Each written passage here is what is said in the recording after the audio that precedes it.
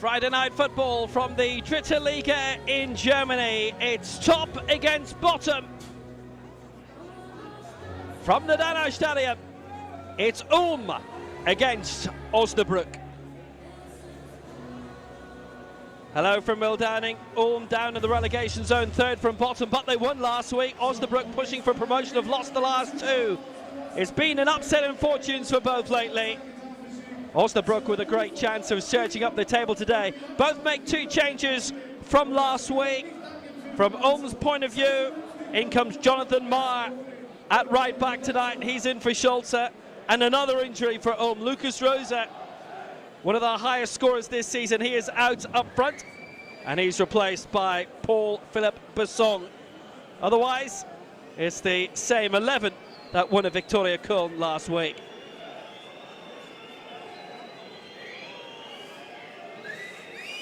Osnabrück losing last week at home to Wien Wiesbaden. Two changes from that. They welcome back in defence captain Yannick Müller after a yellow card suspension, and also in on the left-hand side is Tony Lesor. Out go Jonota and Christiansen this evening. Teo Jonota and Fredrik Christiansen are both on the bench. Well, these two sides in the last two seasons have been relegated from the second flight, the Zweite Bundesliga. Happened to Osnabrück 18 months ago and Ulm half a year back. Both trying to claw their way back, but right now Ulm trying to avoid two relegations in a row to fall into regional football.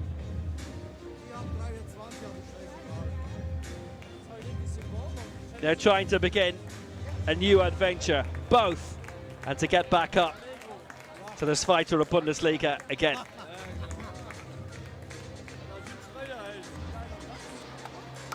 These two sides have been up and down a lot. They've not been in the same division for a generation.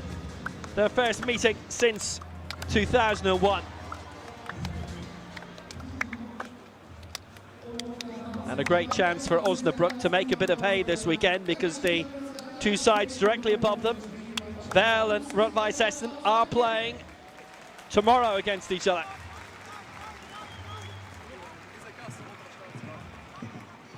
Captains tonight, Dennis Dressel. Ben-Henry Uhrig of Hamburg is tonight's referee. Fabian Buchner and Furkan Sevdat-Vada the assistants. Roy Dingler the fourth official.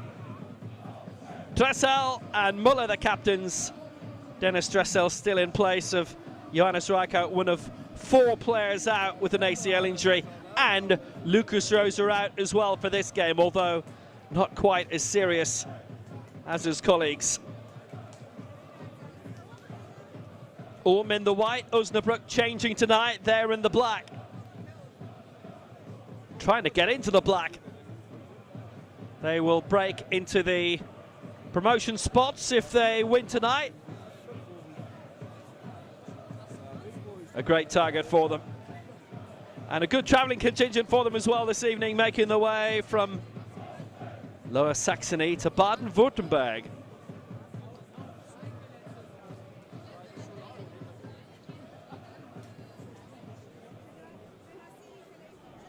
Now there will be a minute's silence pre-match following the death of a long-standing Ulm fan in the aftermath of the recent game against 1860 Munich. She took ill and subsequently passed away.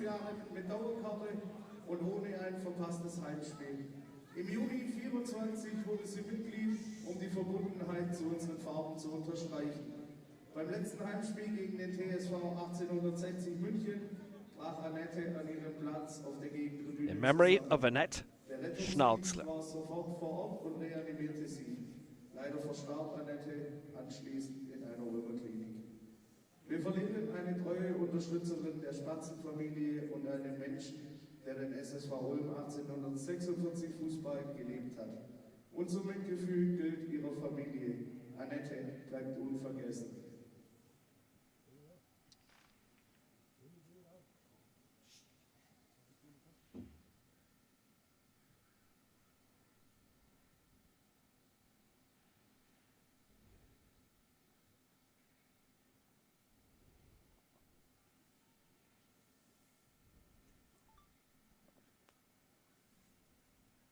Vielen Dank.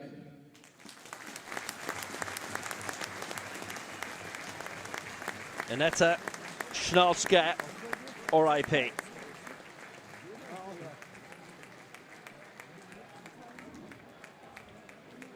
Well, at the Danau Stadion,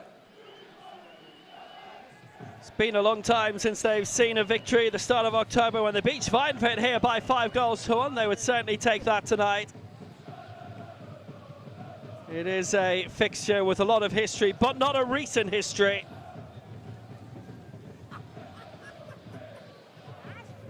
Osnabrück with those 2 recent defeats. Before that, had only lost 1 in 13 in the league.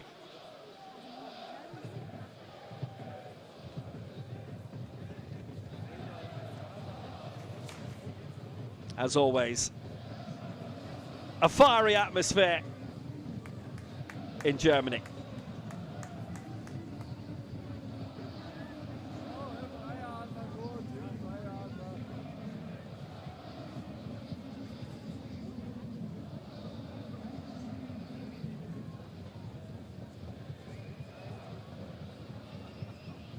Good win for Ulm last week in Cologne against Victoria. They had lost 7 in a row prior to that. Well done to those who have done the journey, by the way, from Osnabrück for this, as it's a round trip by road of around 11 hours.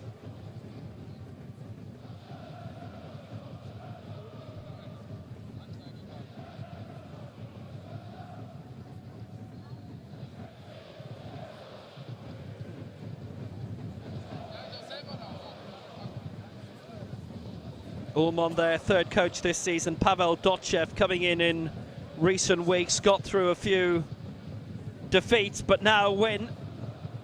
Moritz Glasbrenner was in as interim coach. Robert Lechner sacked after not even 6 months in charge. Osnabrück changing coach in the summer. Timo Schulz, formerly of Werder Bremen, coming in. But a noted boss, definitely. The Violet crew have travelled, and travelled massively. Due south. North of Munster and Bielefeld, just north of Dortmund. And they've come all the way down to Baden-Württemberg and Ulm, who won this division 2 seasons ago.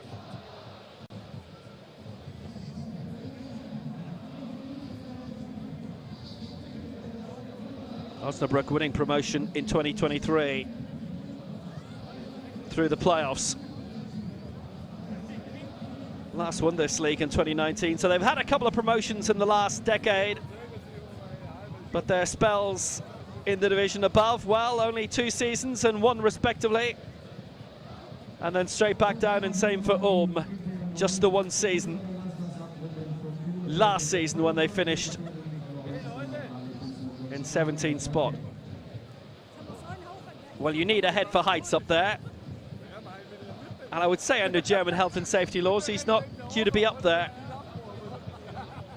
A fair smoky old atmosphere around the Danau Stadion. They're expecting a crowd of around 9,000 for this game. Pavel Dotchev, Ulm's 3rd coach of the season, saying that he's hoping for a good few more tonight. Maybe he's going to get that, actually.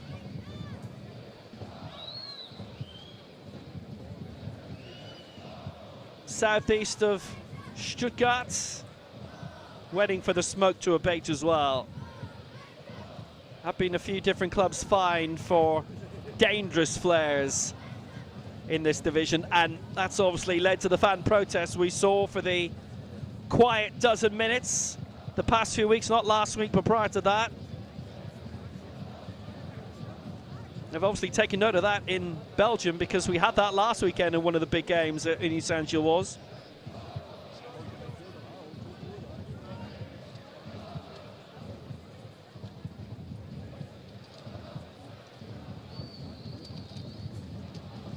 So Pavel Dotchev in, most recently in charge of Erzgebirge Aue, a league winner back home in Bulgaria with CSKA Sofia back in 1992, and has taken charge of them, but his playing career, pretty much the last decade of it, was in Germany, and that's where he's largely coached as well. So Osnabrück aiming to break into the top 3 and the promotion spot. A very, very good win tonight, and they go into second place. Ulm are 4 points from safety right now. They stay in the relegation zone if they win, but they do go up a spot if they get the victory. Ulm are in the white, having won last week. Osnabrück changing tonight out of their white, purple and blue into all black. Curious that they've lost their last 2, and they were thumped at VfL, who are fellow promotion candidates with them, who've never played in professional football before, never reached the top 2 divisions of the current structure of German football previously. Osnabrück are a good campaigner against them. They were helped a little bit last week, despite losing, by the fact that Cottbus and Duisburg were playing each other, the top 2. So points are going to be dropped there.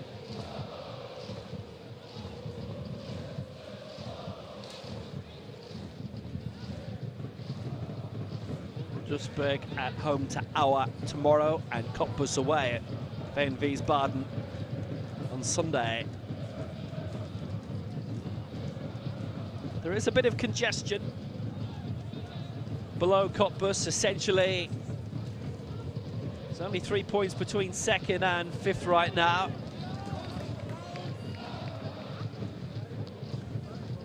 There's only 6 points between 2nd and 10th.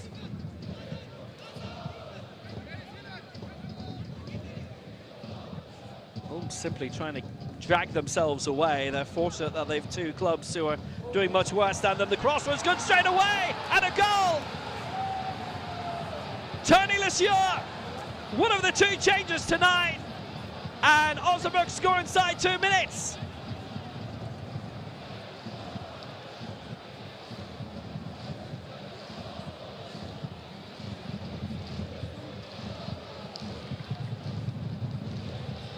An immediate blow for relegation-haunted Ulm.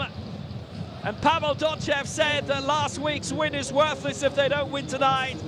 Well, they're in trouble straight away here. A clever, brilliant early cross. Absolutely perfect for Lesieur to pick it out. Fridolin Wagner on the right-hand side, the former German under-19 international, and Lesieur waiting in the middle, the recent signing from Phoenix Lübeck. Predatory stuff for his first goal for the club. 1 minute, 53 seconds, and Osnabrück score.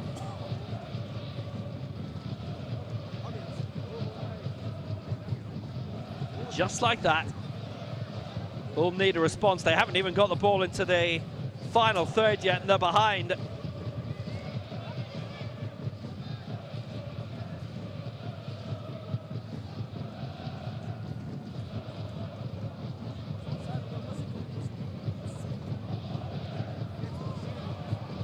Lesieur has scored most games this, played most games this season for Osnabrück. That was the first time he's managed to get the strike.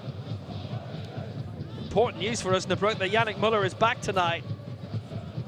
They are largely full strength.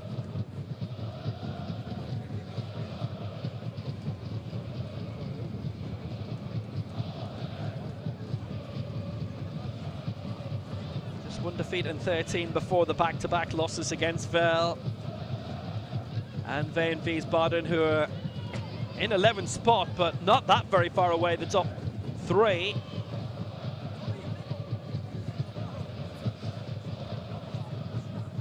And it's a scoreline that would immediately elevate Osnabrück into the promotion playoff spot above VfL.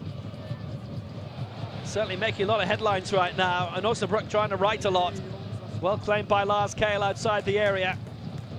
It was a very important poke away by Dennis Dressel, the Ulm captain, but there's going to be another Osnabrück chance here, right in the middle. It bounced in front of Christian Ortag, who recovered well, the Ulm goalkeeper.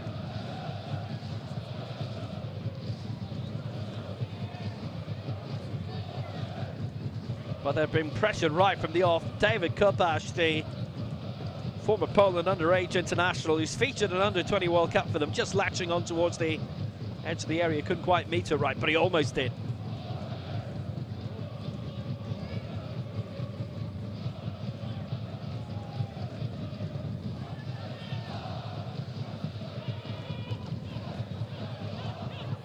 That's big trouble for Ulm straight away. And that's the team talk out the window straight away as well.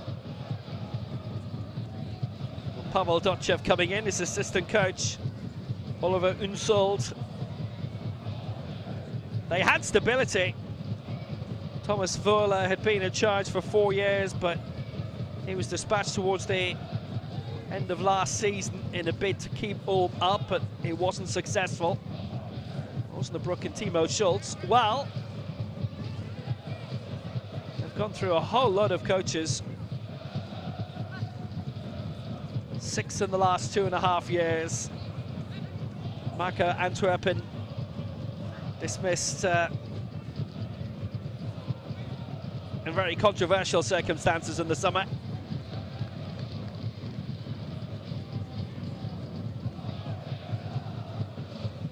Which you may well have read about.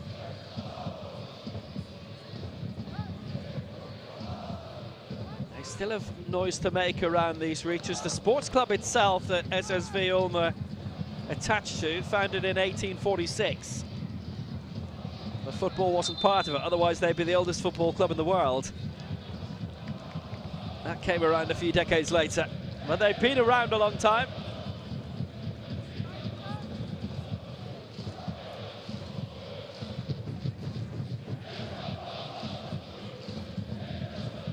They enjoyed 2 promotions in a row. They'd very much like to avoid 2 relegations in a row.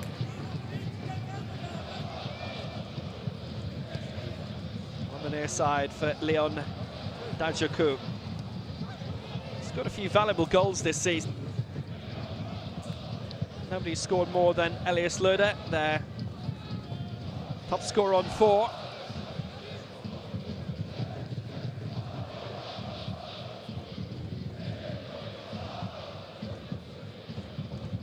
Seven in all competitions. He's on the bench tonight.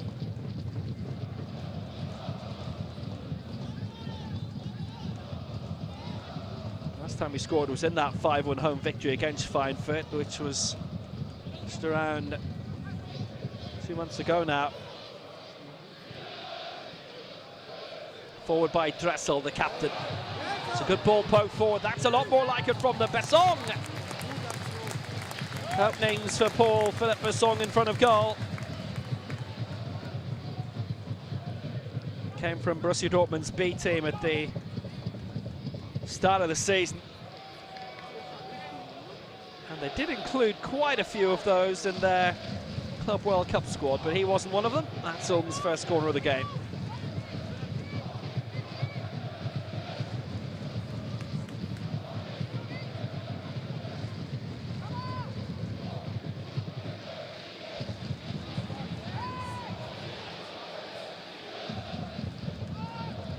Covered by Kammerbauer. Strong punch away by Lucas Jonsson, who had a save to make, maybe.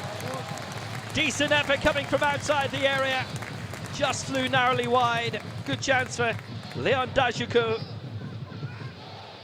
He's come back in recent months from football in the UAE. He was playing for Sharjah. The punch away by Jonsson, but he was caught out a bit here. The bounce and the first time strike coming from Dajuku.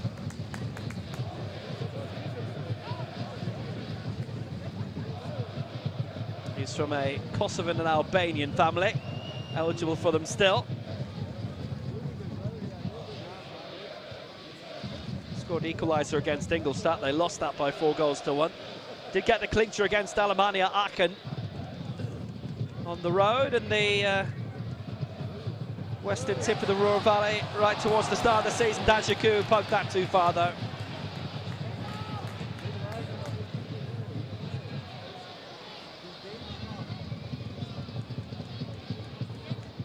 Getting chances at least. By the way, that goal so early from Tony Lazur means that Osnabrück have now scored exactly the same amount as Ulm this season. On the live table, Osnabrück are 3rd and Ulm are 18th. Fortunately, the hosts have been conceding a lot. Third worst defence in the table.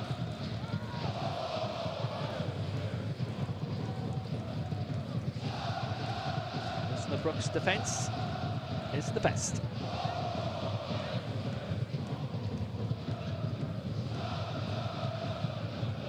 Third worst attack against the fourth worst attack, though.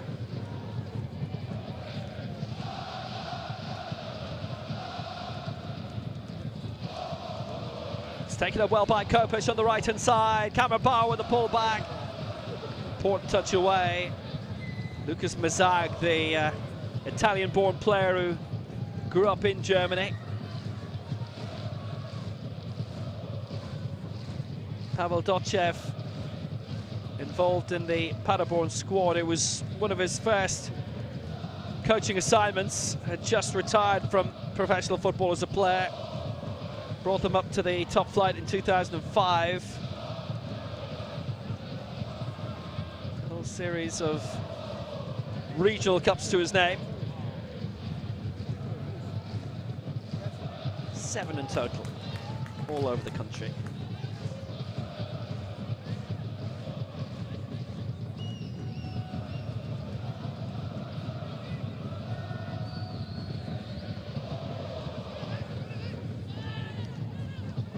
Patrick Kammerauer with the throw. Won this division with Eintracht Braunschweig at the start of the decade. Jaku down again. Well, he's been around a lot. He has quite a CV. It's a name probably a lot of you will recognise. He had a couple of years with Sunderland. Played in the Championship with them. Won the League One playoff final with them, the third flight in England. Back in 2022, played another season with them. Had a year at Union Berlin.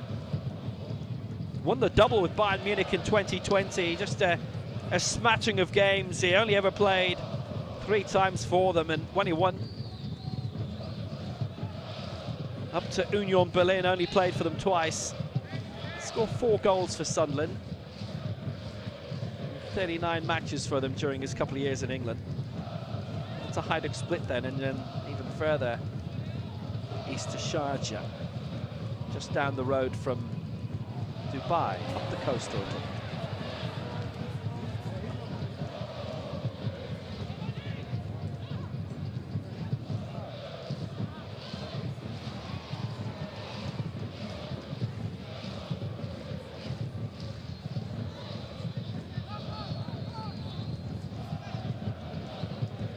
Struck well up the line and is kept alive again by Fridolin Wagner, who had that assist for the goal so early. Kammerauer played out towards the edge of the area. Muller had helped move up. Big danger for Ulm, and the edge of their box. It's taken by Meissner. Kammerauer again. Back for Robin Fabinski. He came in the summer from Rot-Weiss Erfurt. Major turnover as usual for both squads. Ulm only kept 5 players after their relegation from the Zweite Bundesliga, having finished second from bottom. Really good defence last season, just couldn't score. That was a big problem. This could be a bigger one. Lesieur trying to cut into the area. So far, so good for Timo Schulz.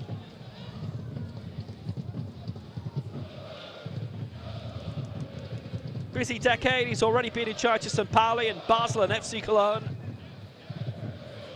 Well defended by Jonathan Meyer, one of the 2 changes for Ulm. Second season here, having come from Dynamo Dresden. He was in and out of the team last season. And Robert Lechleiter took charge in March. Parted by September, though. On the overlap here, Kopash on the way! Good chance for a second. Christian Ortag standing up well and blocking it well. That was almost 2 for Osnabrück.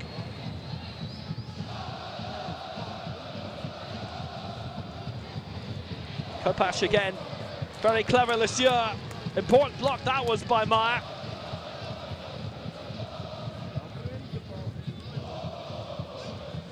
Goal scorer almost in for another, but Kopash released one-on-one. And a very, very important save by Christian Ortag. Almost ever present in the league this season. Well, they're obviously making a long night of it. 5.5 hours down, 5.5 hours back.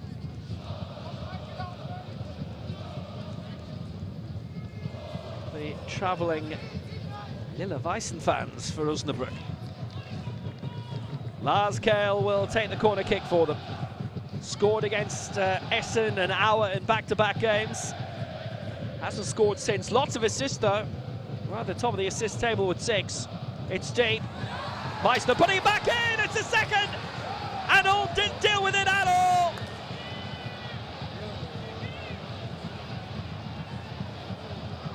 Osnabrück are all over them in the opening quarter hour.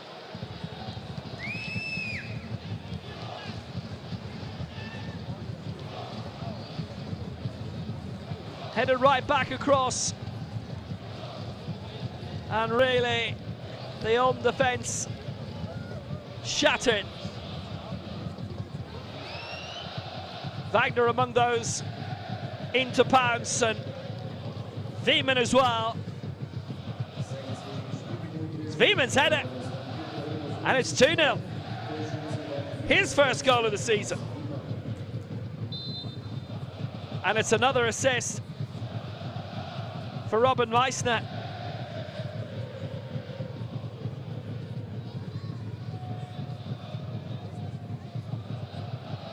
They have struck twice and rapidly, stung by those back-to-back defeats. 4-1 at Vel, 1-0 at home to VfL Wiesbaden last week.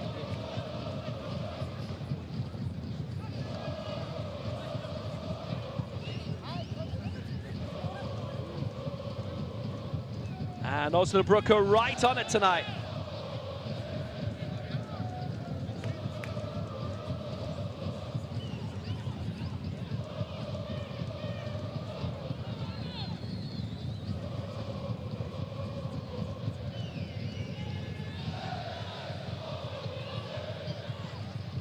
Up after 15.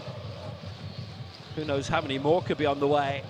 That has to be the worry for Ulm, who've got the 4th worst defence coming into this, and it could get a lot worse for them tonight. Can they create? Dennis Schesser trying to get the ball back in towards the centre. They can rely on him usually for a lot of creativity and a few goals. He's scored 3 himself this season.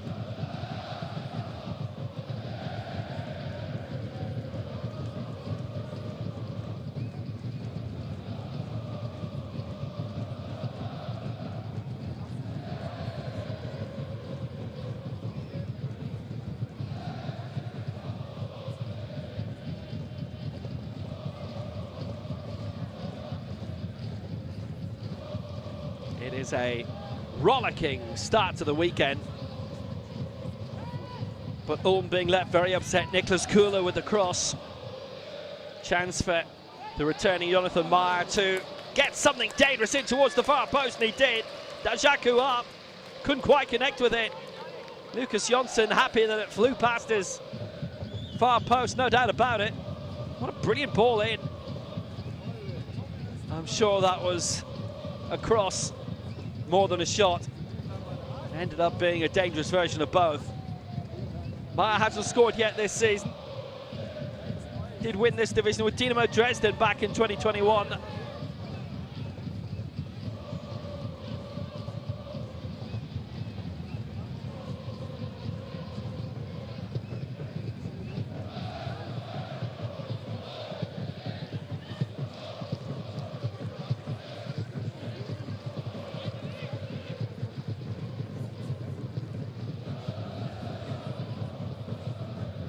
Minis Pepic, who's only signed in the past few weeks. Most recently had been at Erzgebirge Aue, was released, didn't find another club, but he has now. Brothers Nedim and Hassan in the regional and local leagues. Hit strong, Chess on the chase. Lazure there ahead of him. And the 2 men who scored tonight, Lazure and Wiemann, getting their first goals for Osnabrück.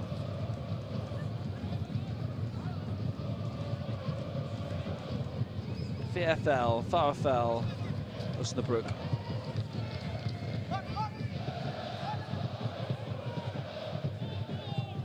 Just a bit too heavy by Patrick Kammerbar.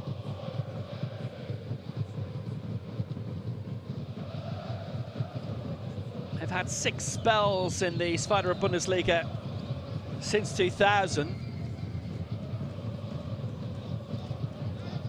Only 2 of them have lasted as long as 2 seasons, though.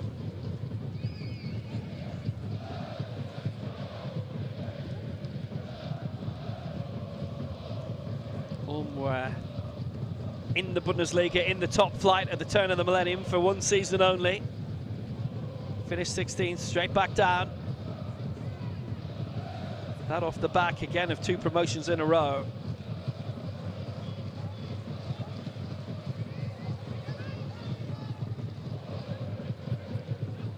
They're used to it.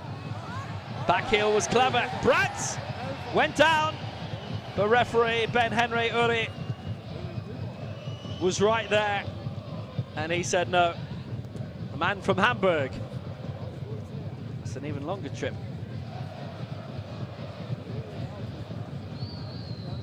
Decent break by Tony Lesieur. He went for it, and he almost got it too. Or tagged down well to save. That should be a corner. Ulm were beaten 5-0 here by Hansa Rostock last month. That's their heaviest home defeat of the season. Lost 5-0 at Verl. Really enjoyed their time against these two. Evidently just about kept in. It'll be a throw, but it was almost the 3rd goal for Osnabrück. And a 2nd for Tony Lesieur.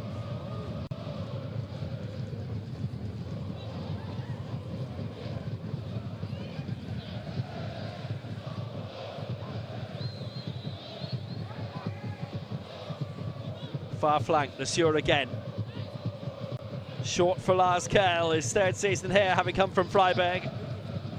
Played in the Euro under-17s in Ireland back in 2019. Decent try that was by Lesieur, who has the taste for goals now.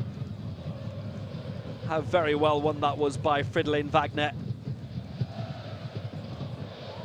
Even getting it away and the move starting.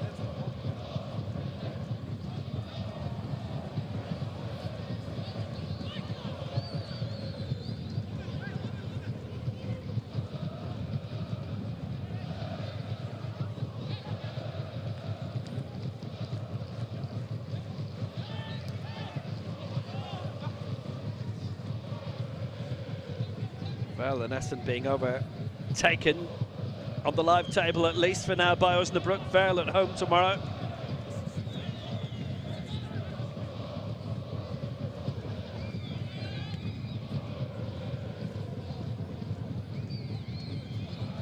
There's Cottbus and Wien Wiesbaden on Sunday, which gives Duisburg a chance to go level on points to them at home to Aue tomorrow. Shot by Dressel. It's a bit overhit. It was almost perfect for Dajaku. And it's the Ulm attacker who's been whistled up himself. We're looking for handball here. It was a real tangle between him and Kammerbar. Kammerbar going to ground. It was another clever ball over the top by Mar. Very precise. Kammerbar held down by Dajaku. I think there's not much doubt about that. Quick thump away by Lucas Jonsson in the Osnabrück goal. 2nd season since coming from Esbjerg. He won the 2nd flight in Denmark 18 months ago, just before he came here. Spent a few years there and in Norway as well with Mjøndalen. Now he's here. Nicholas Kula. Missed a few weeks this season with an ankle injury.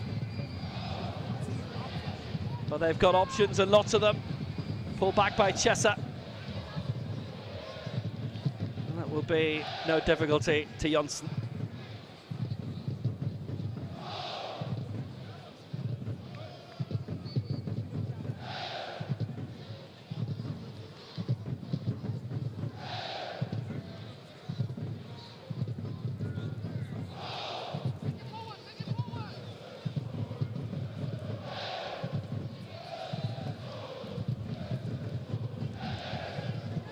buzzing of late.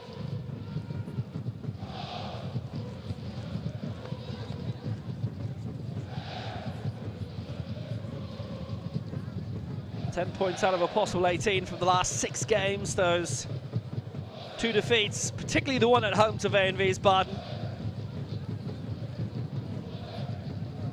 Certainly causing issues against VfL. Yes, it was a heavy defeat, but against a side who, like them, are fighting for promotion. It's losing to VfL in the bottom half side.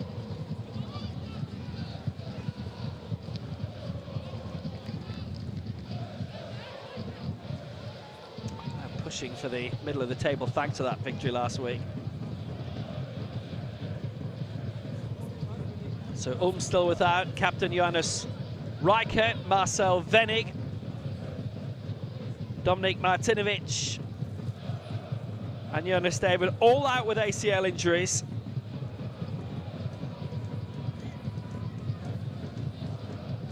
Extraordinarily.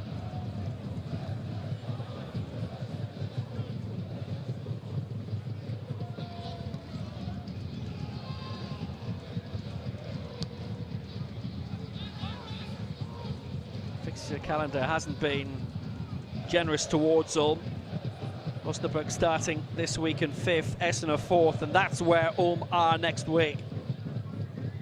Saturday game, won by Mirnis Pepic.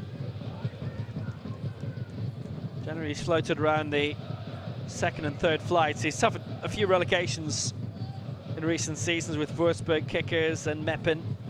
He was in the Paderborn squad that won the Zweite Bundesliga back in 2014. Top flight experience is there, but he has experience in this division too. It's a bit too heavy in the end for Paul-Philippe Besson. Missed most of last season with a meniscus tear. Scored 3 goals. Had featured in the UEFA Youth League for Borussia Dortmund.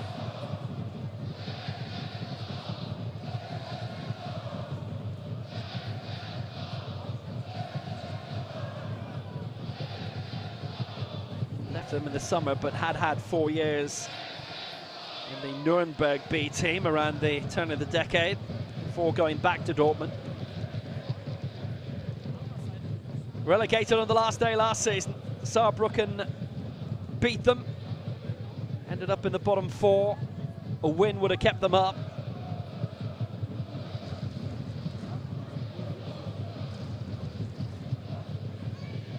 Of Mannheim surviving as a result of that.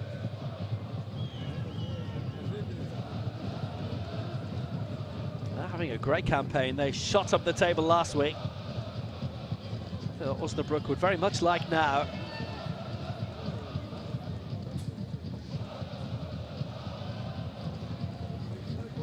Long by Ortag, but every time that Ulm clear it, Osnabrück very easily mop it up.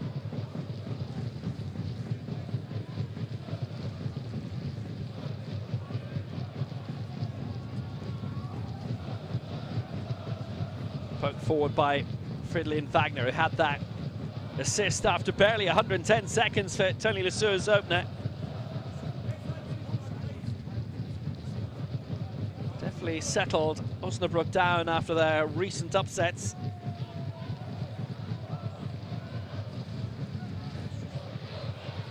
After that 13 games where they'd only lost once, and it was a heavy loss, 4-0 at home to Hoffenheim B. Only lost twice at home and twice on the road this season. Failed a fortnight ago, and then the opening away day of the season for them, going to 1860 Munich and losing by 3-1.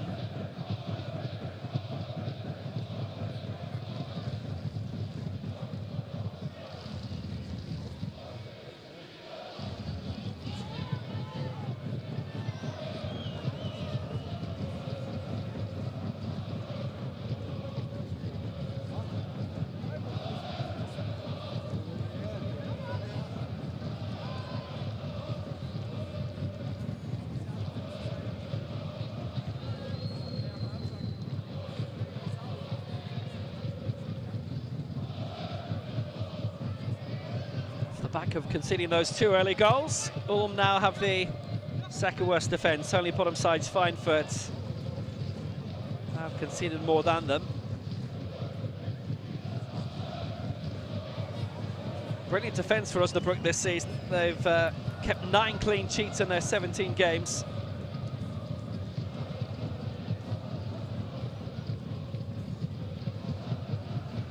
Johnson has played every minute of every game. Dug out well again by Tony Lesieur. And he's got lots of opens. Meissner ahead of him. Lesieur might well go all the way. Almost fell for Meissner as well in the edge of the area. Poked away by Marcel Ziegert, who helped keep Waldorf Mannheim up last season. Brought them out of the Regionalliga in the southwest back in 2019.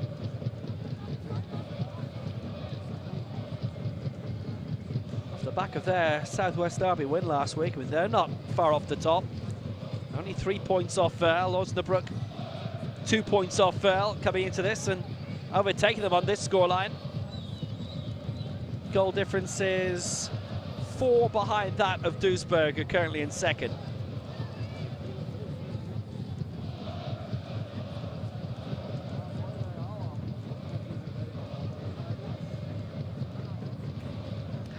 Do they feel? On for Dressel by Meyer. Trying to work it down the left-hand side, but somewhat overhit.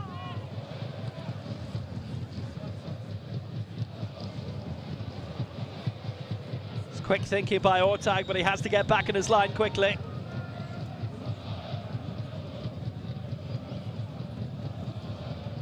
Wagner.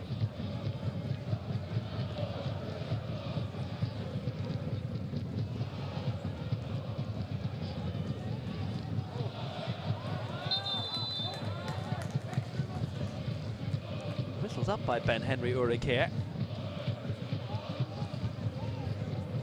It's a great dart away by Lesieur. He picked it up close to his own area for almost the length of the pitch. Ulm in trouble, and at that stage was Lesieur thinking of going all the way.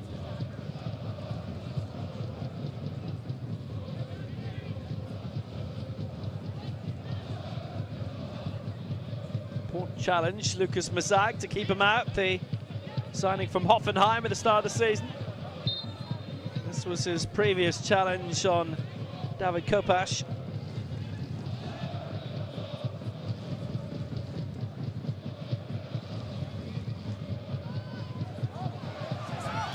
Great ball in the area, and Ulm have a way back into the game through Dennis Chesser. His first goal in 2 months. And how they needed it. 2-0 down in no time, but they get one back just past the half-hour mark, and it was a brilliant ball, floated in, a quick bounce, and he just nipped in time to get the final touch. In ahead of Muller, it looked like to me. De Jacu, brilliant ball, slipped in past the captain and the goalkeeper, and Dennis Chesser scores. Brilliant goal.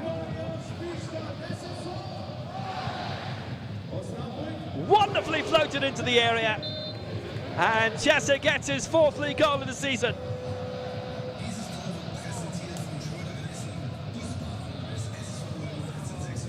Lucas Mazag had been booked a few moments earlier for that hefty challenge on Kopash.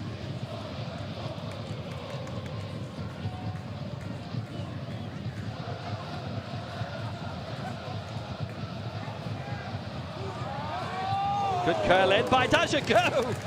Oh, he's looking to do it again.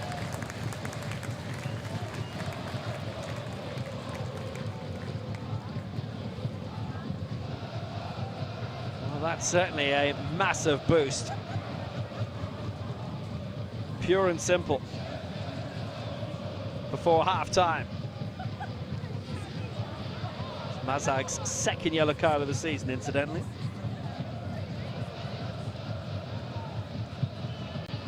Former Hoffenheim B captain.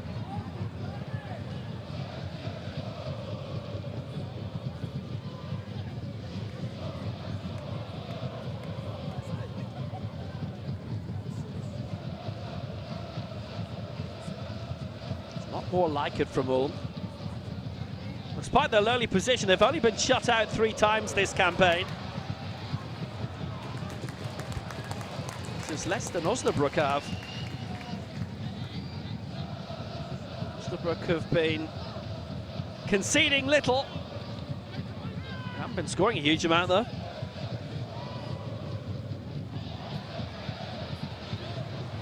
Smart ball into the area, first time strike. Tasty by Meyer. Good save by Jonsson.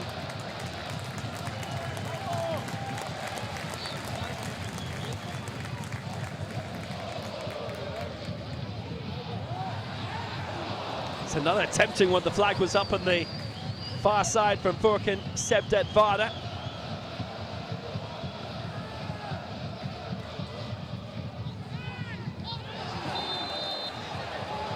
That'll be a free kick. A yellow card as well. Dennis Dressel gets his 7th of the season. There's a push in the back first and then a right good old-fashioned shot from Dressel.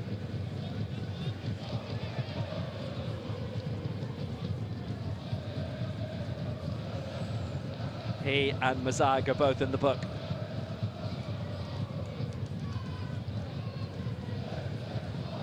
Captain since the injury to Jonas Rijkaard in the opening match of the season at Wiesbaden. Dominik Martinovic tearing his cruciate ligament on his debut at Aachen, having scored and got an assist as well. So certainly they've had the heart ripped out of the squad. Belter by Wiemann. Rebounded away, chance for Ulm to have a go, and a good go and a good burst if he can.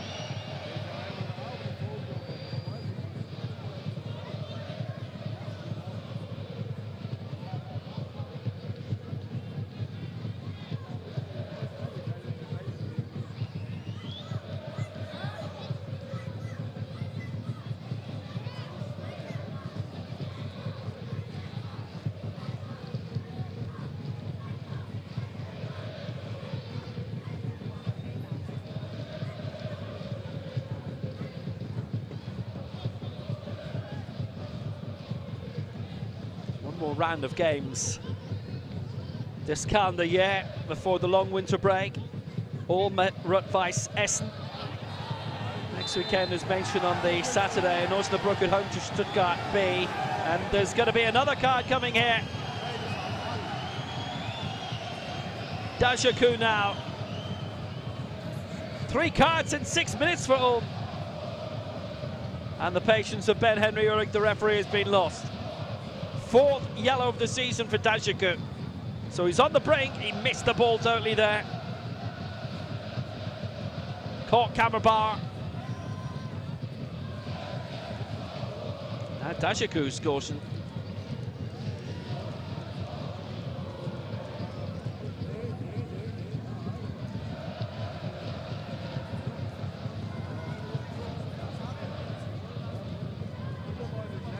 Par with a bit of unhappiness towards the Ulm bench as well.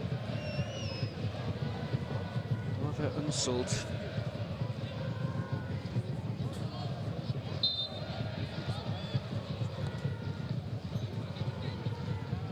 Such a blistering start to the game by Osnabrück, and then they seem to take the foot off the pedal a little bit, but Meissner going now. Cross was brilliant!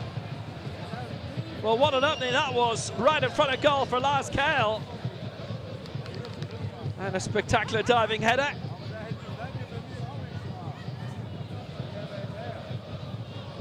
To a previous generation. Heath Houchen would be referenced there. It was potentially a belting 3rd for Osnabrück before half-time.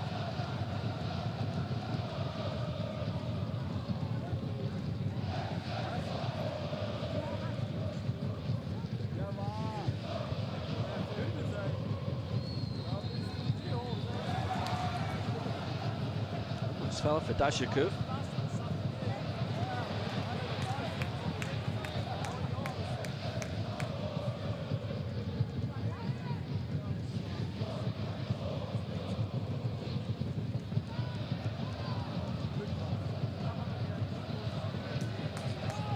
cut out by Muller. The returning captain picked up his 5th yellow in the forward loss of VfL. They certainly would have felt they missed him last week against VfL Wiesbaden, having lost by a goal to nil at home.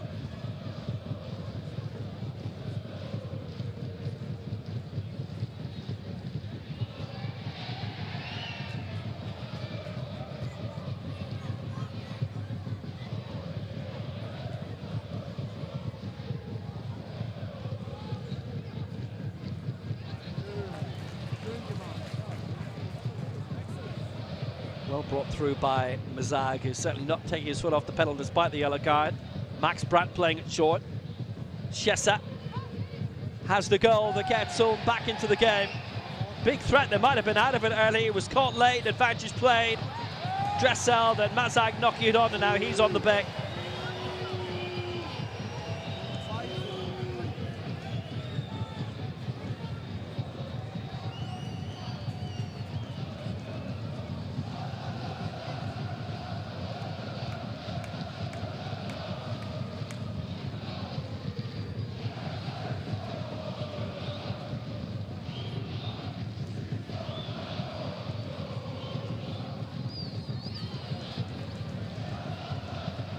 Slip from Mazag, now Stajaku.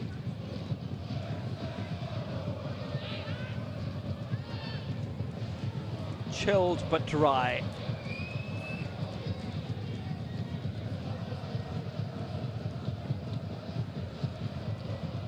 Max Brandt has played just about every game this season. Played for Germany in the Euro Under-17s back in 2018. Didn't get out of the group. Came from Teutonia Uttensen, a few divisions down. They won the Hamburg Pokal there 3 seasons ago. Had been a youth at Wolfsburg.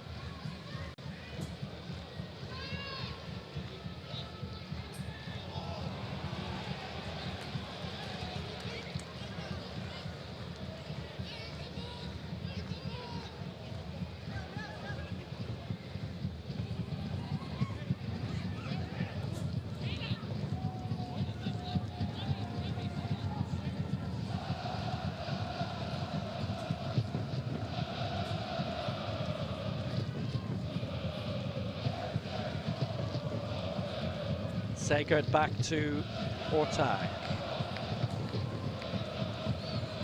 2 minutes to half-time. Osnabrück throw. Kammerbar coming over to take. Good successes with the German under-20s. Didn't play in any major tournaments, but he did win the under-20 Elite League that a lot of the top European nations face each other in. That was 7 years ago now. Kammerbar's done well here. Good put out by Max Brandt.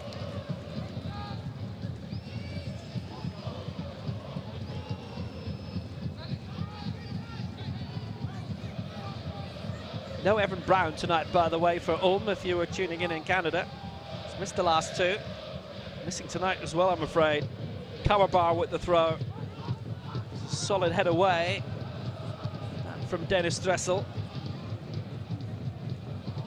Push forward for Muller, clever ball in towards the area. Meissner's after it. Well claimed by Christian Ortag. Just strikes me now, I probably should have mentioned that about Evan Brown with about 5 minutes to go. Still. Ulm are well in it. Nicholas Kula.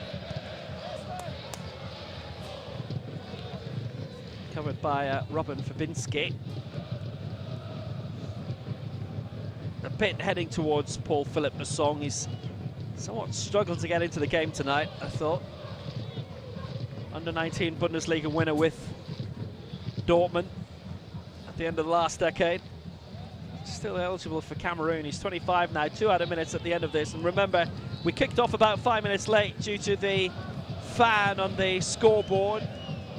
Was persuaded down in the end. He wanted to put that banner up.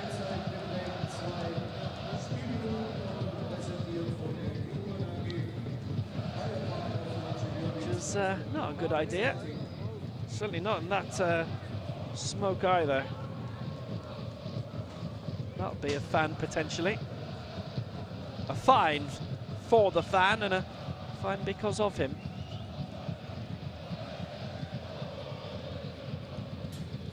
Here's Lesseur. That's going to be a free kick. It's Lars Kale who's down. We've already had Mazag, Dressel and Dajaku booked in this half. Pavel Dochev might be feeling, as he's remonstrating with Roy Dingler, the fourth official, that not been getting a lot of change out of the referee in this game, but they are putting the challenges in. Both these teams have a really good disciplinary record. No reds between them this campaign.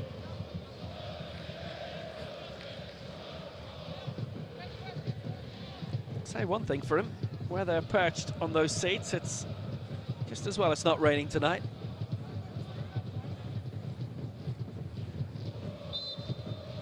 Kale over the free kick, having won it himself.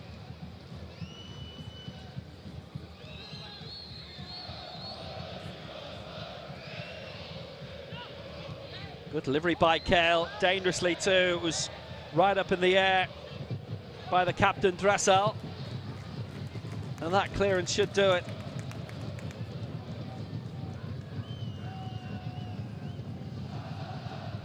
Osnabrück in control for a long time, but that goal back by Ulm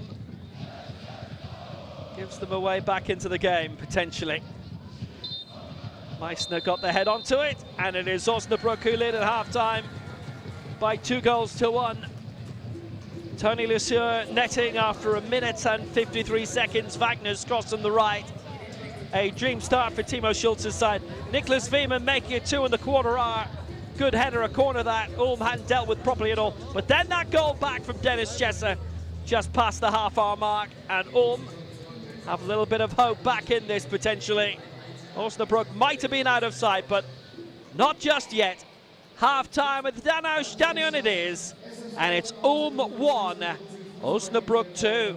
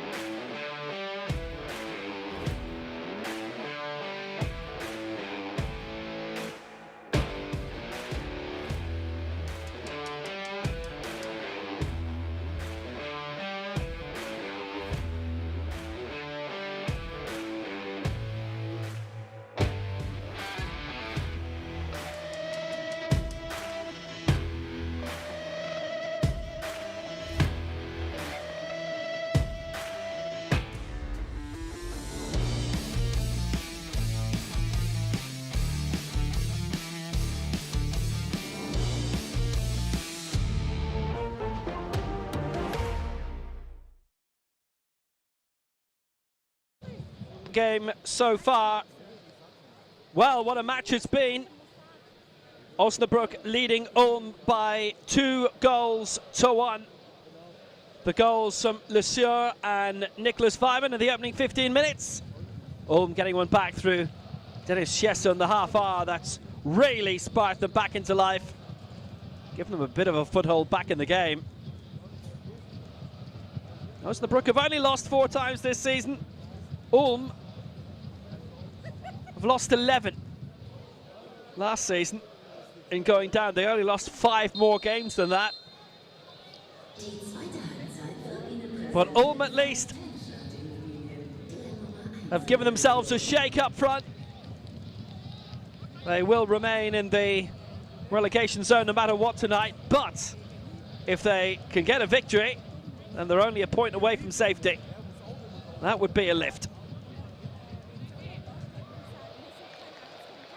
It was poked forward. It was a decent one in search of Schesser. And straight away at the start of this second half, it's a corner kick.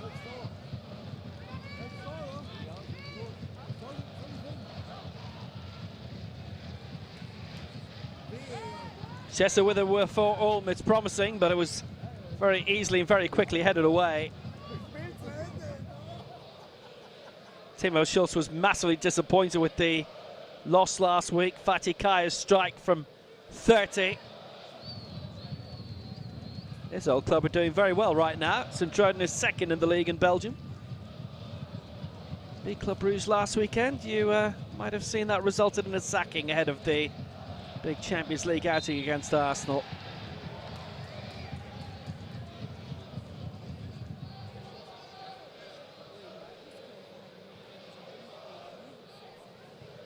No changes on either side. Ulm were coming back into it a lot more as that half progressed. Osnabrück standing back a little bit. They had chances for more. The Schurzlow shot being saved. There was the dramatic diving header from Lars Kahl as well, which was a bit of an outlier in terms of the final 20 minutes of that first half. Besson is down, and that's a yellow. Absolutely clattered into by Robin Fabinski.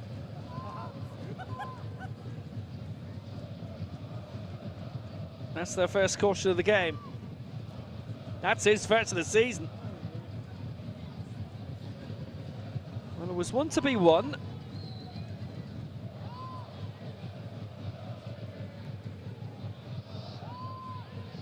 I think Fabinski's been a bit unlucky there.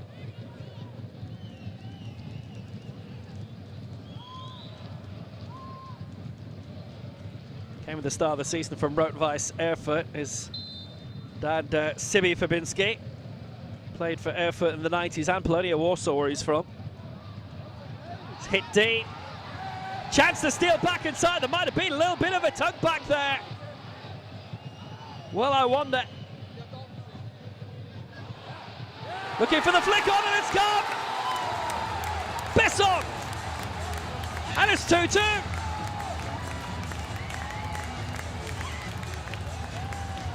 Two minutes after the restart, Ulm have dragged themselves level. Besson won the free kick. And he's looked to have got the final touch to bring Ulm level.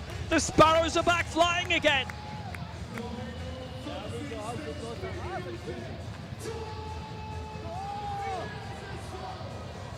Might have been handball in the run-up to it.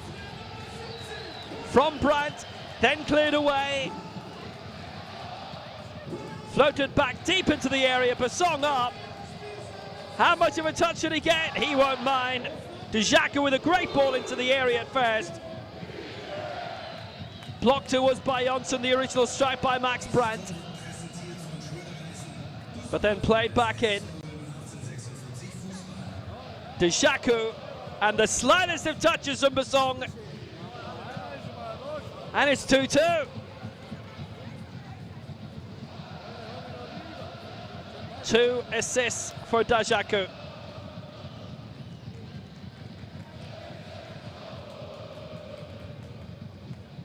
Well, Ulm looked out for the count after 15 minutes, and now early in the second half, they've clawed it back at 2-2, and it is game on. What a lovely goal from Paul Philippe Bussong, his second of the season.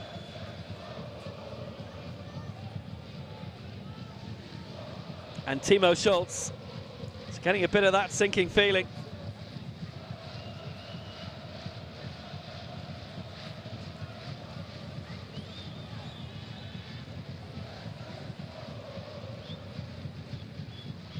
They haven't lost a game that they've led yet this season.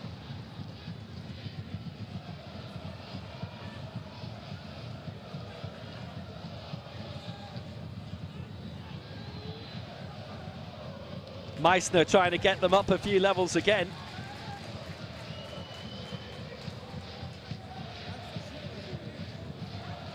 Wow. The words of Pavel Dotchev have been well heeded. I will say the heads didn't drop when they fell 2-0 down. Osnabrück had a couple of openings after that to try and make it 3, but not a lot. Ulm defended well, got themselves back into it well, and now they're looking for more. Good ball into the area, Chester with the layoff. Just misdirected it. It's a brilliant way to start the footballing weekend in Germany. Osnabrück 2 up after 15, but dragged back. And how?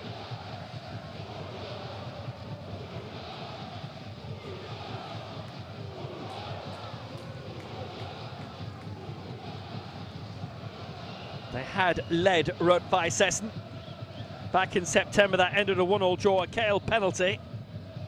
He'd netted spot kicks in back-to-back games.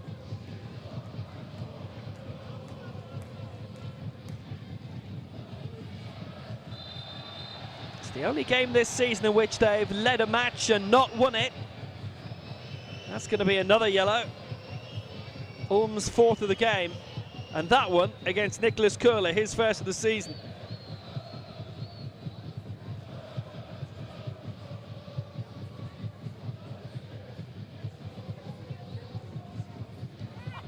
That's 2 of the back 4 caution, 1 in midfield and 1 of the attack.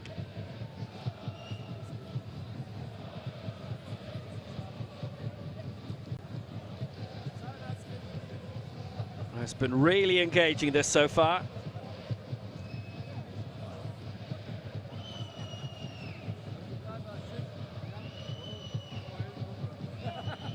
Ulm haven't had a game like this season. They've not had a high-scoring draw like this.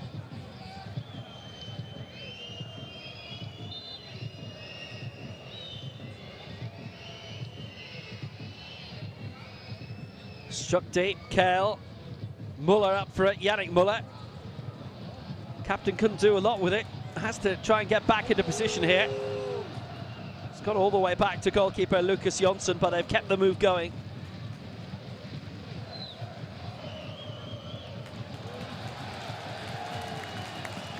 Well, there hasn't been an Ulm game before tonight this season in which both sides have scored twice. That was the foul by Köhler that got him booked.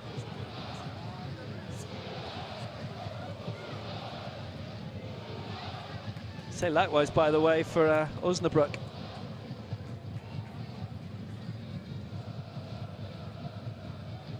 First time they've scored twice and conceded twice, at least, in any game this season.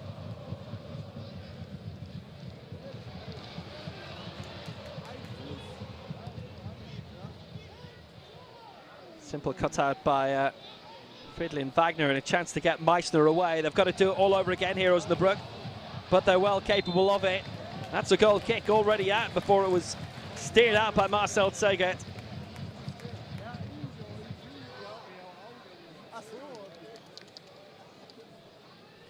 Well, Meissner's got 4 this season. Well, both teams coming into this game with 2 of the lowest records. They're both in the bottom 4 in terms of goals scored this season. You'd have been forgiven for expecting a game like that. You'd have been forgiven for maybe expecting a 0-0. It's nothing like that. covered by Muller. Top scorers for both sides with 4 goals. Elias Luder is starting on the bench for Ulm. Robin Meissner and Ismail Badji, who's out injured for Osnabrück.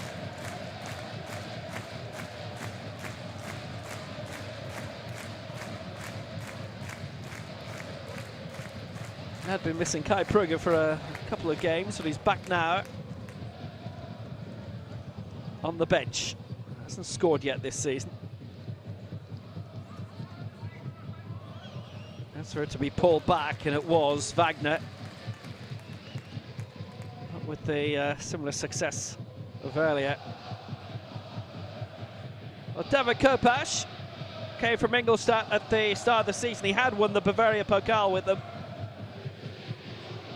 He too coming through Borussia Dortmund and having a lot of underage success with them. And he did score against Real Madrid in the UEFA Youth League a decade ago. His youth days are well behind him now. Reached the knockout stages of the Under-20 World Cup with Poland back in 2019. Lost to Italy in that. Meissner, chance to play it out. Kopash getting involved again. Here's a good opening. What a good finish by Lars Kale. And Osnabrück lead again.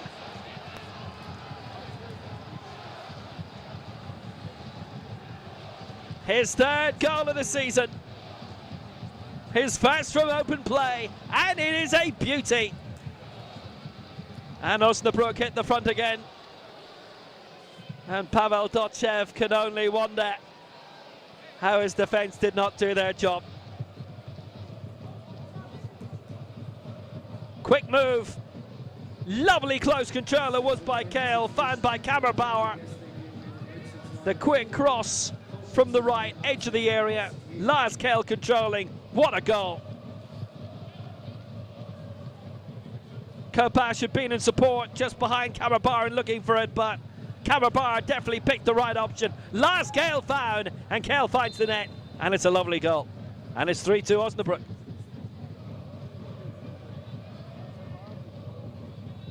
Their top assist maker of the season is now just one off the top of their scoring charts.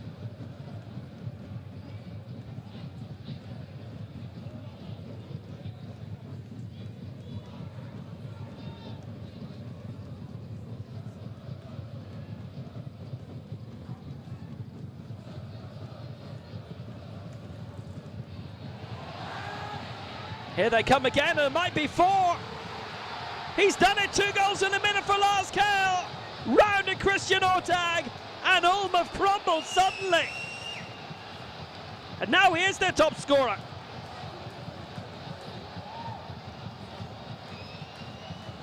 Ulm just fell asleep.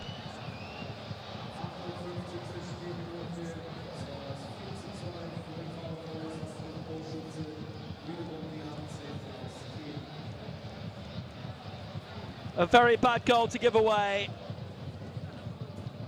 The back pass by Ziegert towards Ortag. Kale latching onto it. No trouble at all. No worries. But Mazag hitting across towards Ziegert, who was suddenly in trouble, and then massive trouble. 2 for Kale in 2 minutes, 2 for the night, 4 for the season. And Osnabrück are 4-2 up.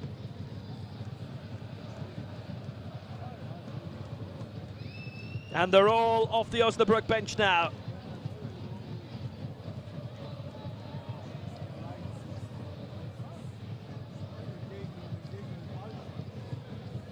And whatever about the demeanour of Pavel Dotchev before, he'll be livid now.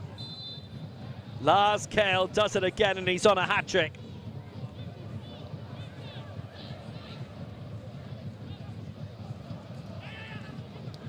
And Ulm aren't going to be knocking it around the back, you would imagine.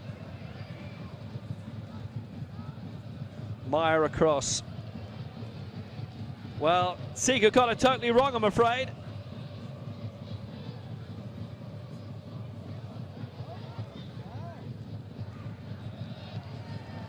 A massive, massive giveaway by the Ulm centre-back.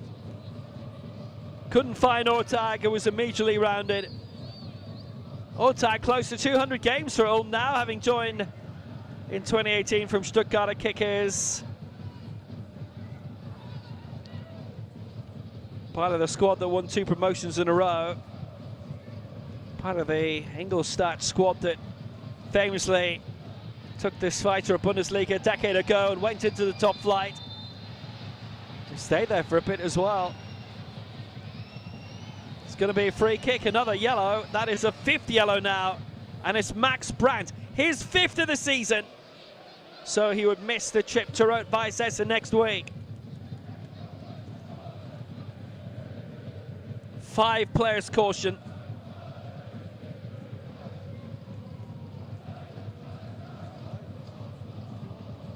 Something for Ulm to majorly watch out for now, you have to say.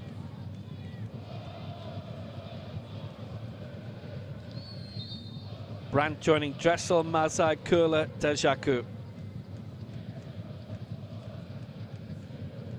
Covered by Niklas Köhler, who's one of those 5 now on a yellow card.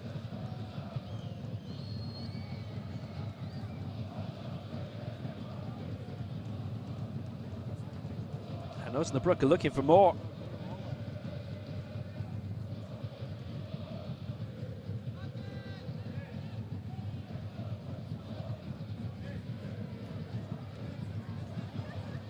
Dangerous one in towards the edge of the area again. A little bit of a tumble for Tony Lesueur.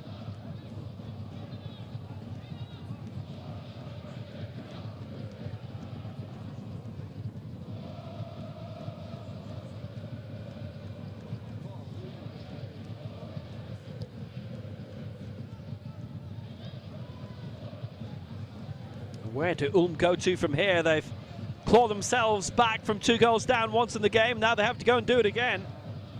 Got half an hour to do it though.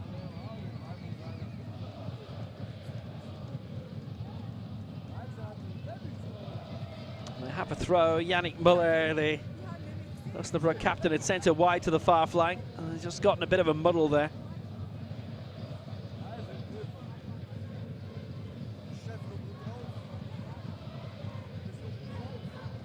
Jonathan Meyer.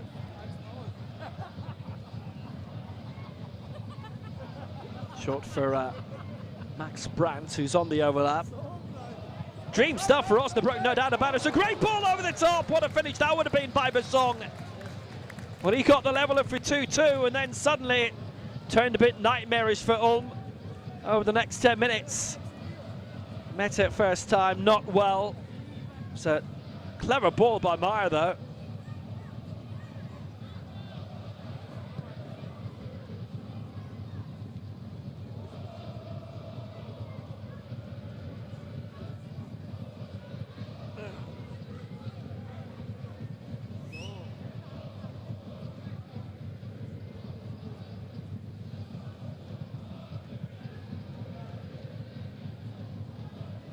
Support on the near side from Lesueur, but that won't reach him.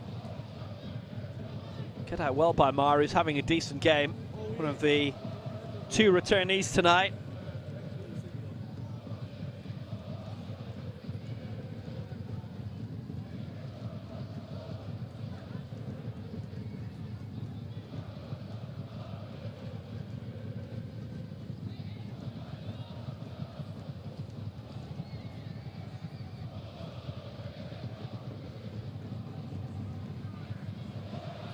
Pepic being firmly aware, but they're in trouble again here.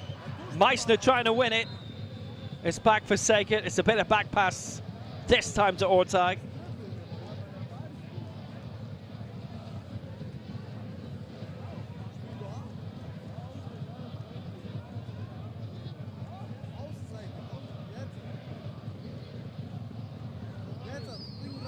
It's played on well. Schesser, Dajaku, corner.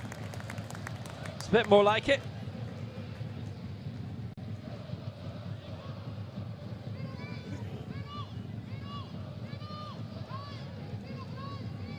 Schesser and Dajaku, potentially the 2 best players tonight for Ulm, along with Meyer. They're the 2 who are up for the corner. It's their 4th of the game. They've earned more than Osnabrück. Osnabrück have the big lead. Ashaku again. Chest down worked, ultimately.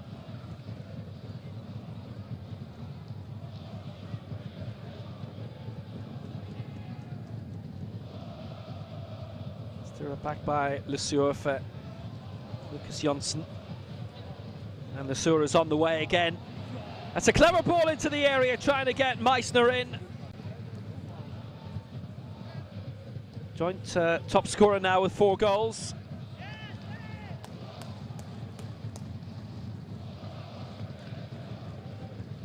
Well, Timo Schultz have been commenting about how much stability Pavel Dotchev's brought into Ulm the past few weeks. They'd lost 3 out of 4 games only by a single goal. There was the 5-0 hammering against Hansa Rostock in between. But the win against Victoria Köln, their first since the start of October. Been mid-table then, but then that disastrous run of 7 losses in a row. Starting with the 4-1 defeat at Ingolstadt, and lost 5-0 at Verl. 3 right hammerings in that time. Let in 4 tonight here. Having won in Cologne, no home victories since that fine victory over Schweinfurt.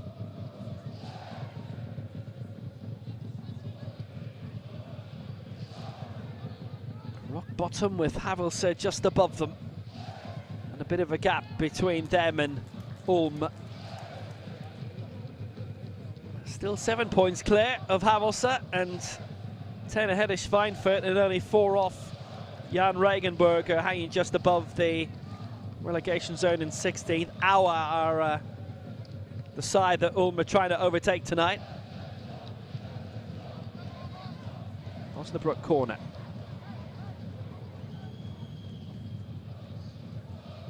It's Lars Kael who'll take. He's already produced a goal from a corner kick, that falling for Wiemann on the corner R. That was their second.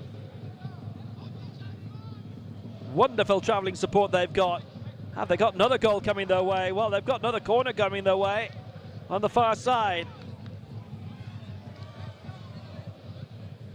Flicked out by the skipper Dressel.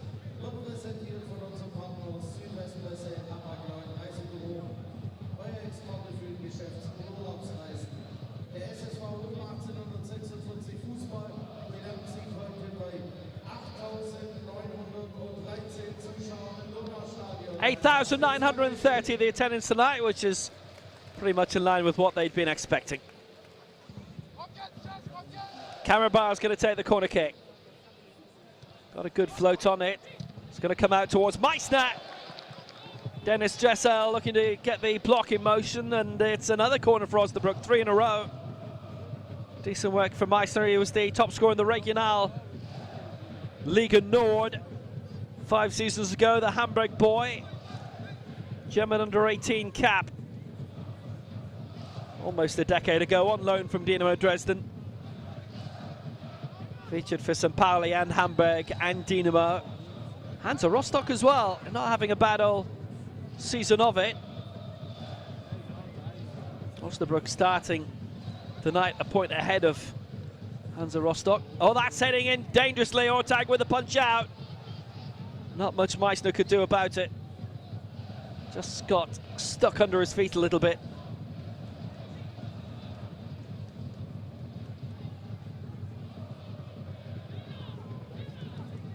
And allowed out by Meyer.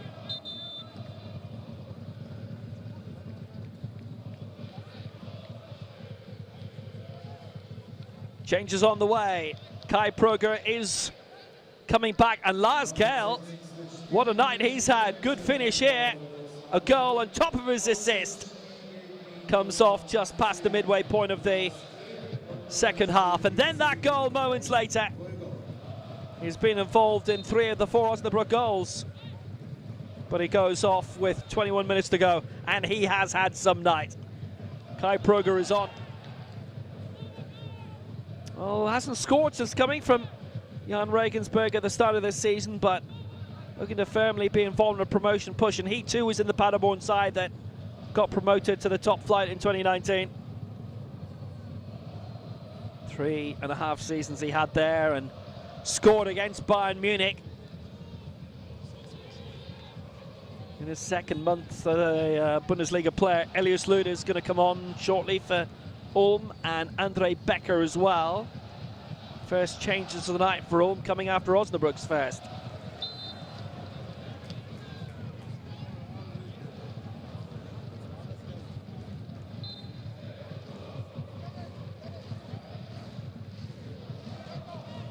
So Paul-Philippe Besson with 20 minutes to go. Well, he had the equalising goal, but no more. And also off is Dressel to be replaced by Elias Lüder.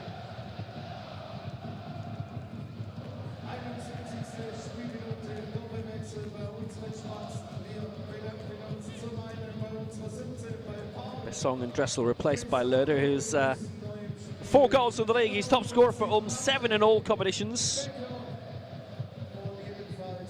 Andre Becker on as well, who's 6 in all competitions.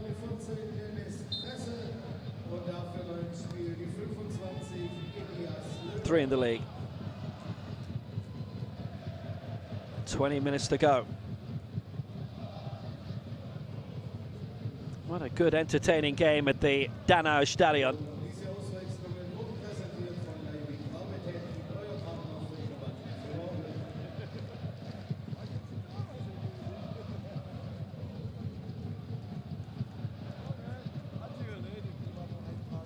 Why the Donau? It's the German name for the Danube. There's rises around here, Black Forest. And it's a path across Europe. Now, Dennis Schesser trying to force his way through, but Thiemann making life hard, needs a bit of help. Meyer alongside, Meyer beat to it though. Tony Lesieur has put a huge amount of legwork in all sections of the pitch tonight, and he's almost there to win it back. Off Segert. Moved up well though.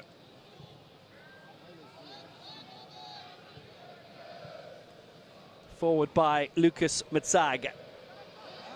Chance for it to be won back by Brandt. And he had support and he couldn't pick out Lüder up front, and it's offside.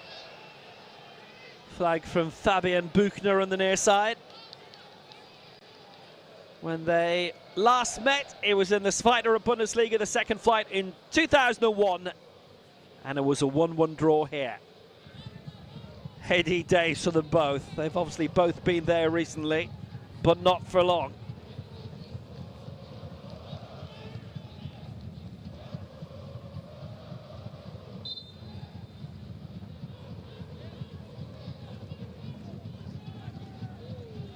Quick flag. Came out to the Regionalliga Ulm in 2023. Regionalliga Südwest. And had been stuck in the Oberliga for a couple of seasons. The 5th flight in the last decade. Got out of it. It's a good cross that by Lesieur. Could be another one! Meissner makes it 5. And Osnabrück are well on the way now.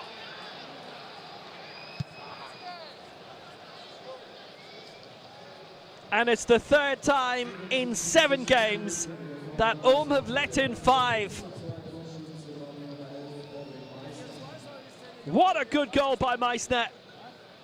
And what a job Pavel Dochev knows he has now. Maybe to keep Ulm up. Well, Osnabrück as it stands, they're only a handful of goals away from going second here. It was a brilliant finish by Meissner, edge of the area. Good close control, first of all, by Wagner. But what a clever little chip across by Lesieur. The control on the chest, the turn, the strike, and a wonderful goal. Nested in by Robin Meissner. And it's 5-2 for Osnabrück. Lovely goal.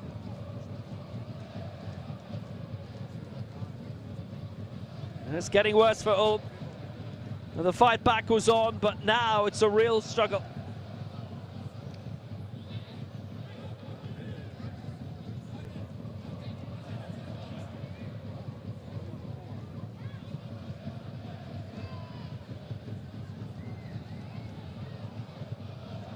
3 goals in 18 minutes for Osnabrück as well.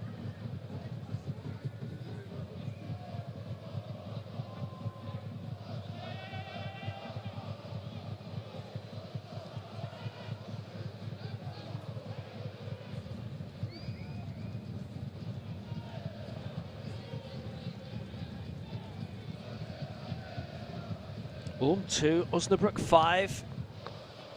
It's the most they've scored all season. There were 4 winners away at Waldhof Mannheim. Beat Erzgebirge Aue at home by 3 goals to 1. Who, like Ulm, are in the relegation zone. Don't look like they're going to be overtaken by them tonight unless there's an almighty comeback coming, which should very much be fun to see. We've had plenty of goals tonight anyway. Well, Osnabrück right now are 3rd in the table and Ulm are 3rd from bottom. Their goal difference is 3 off Duisburg. I'll put it like this: if they hadn't conceded either side at half-time, Osnabrück would be a goal away from levelling the goal difference of Duisburg, where they've scored far fewer goals.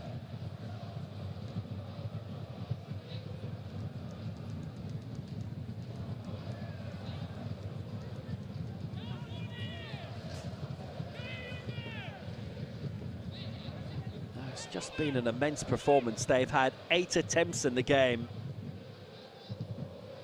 have Osnabrück, but 7 have been on target, and that's the difference. 6 from Ulm, 4 on target. And unfortunately for them, they're against another promotion candidate, Rot-Weiss Essen, next Saturday. And Osnabrück are looking for more here. Good ball towards the edge of the area, controlled well by Robin Meissner. Oh, and it just rolled in the end, just in front. A little sniff around by Kopash. The potential was there for another for Osnabrück, certainly.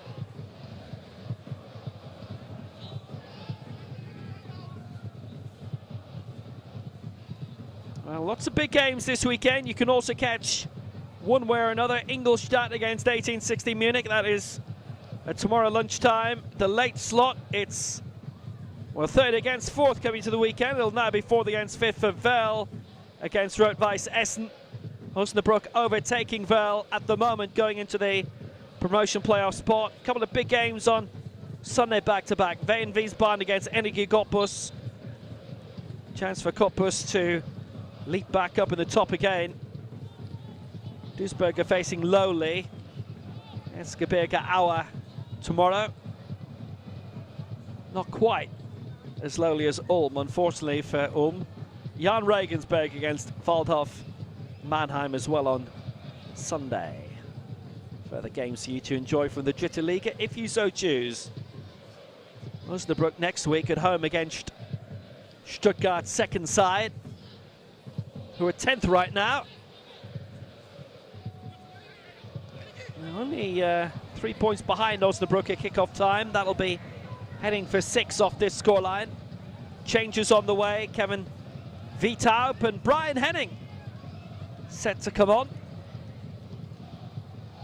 Henning's missed the last couple of weeks through illness. He's on the way back now. Chance for Timo Schultz to run the bench as well. That'll be welcome. It's a good ball up the line. The angle was tight, but the temptation was there.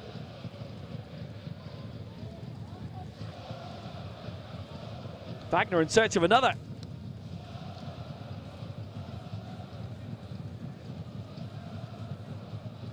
That's a good chance to get extra bodies on. Almost over the top for Meissner again here.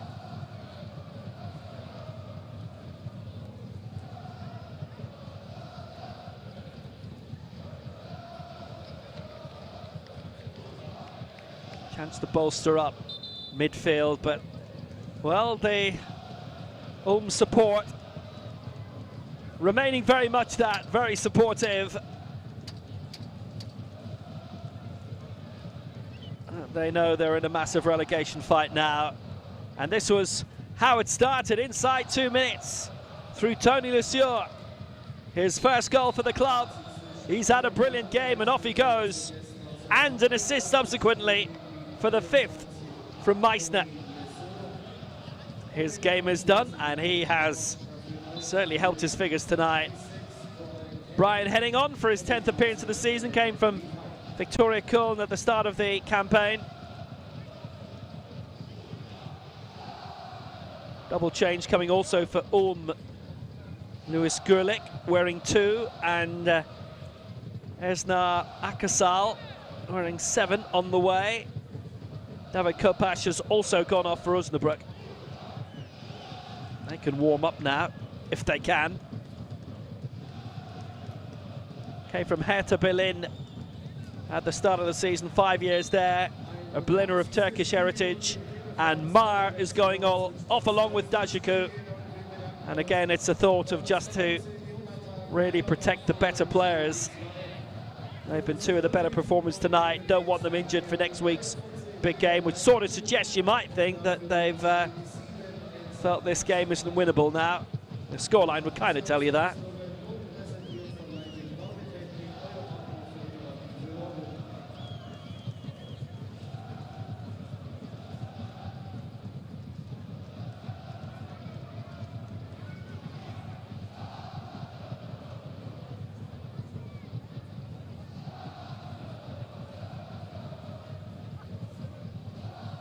Still 2 changes left for Osnabrück to make and 1 for Ulm. It's been well claimed by Ortag. He's won the Württemberg Pokal 3 times in a row with Ulm. They have been up and down a bit lately.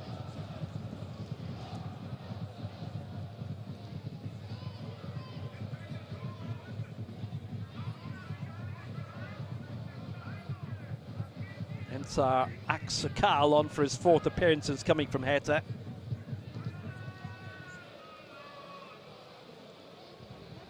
Played for them in the Premier League International Cup last season. He was top scorer in that tournament, where a lot of top European clubs face the best of the young English talent. Best of the young talent with English clubs, because obviously a lot of that isn't it going to be English, is it? They have their way of developing the academies.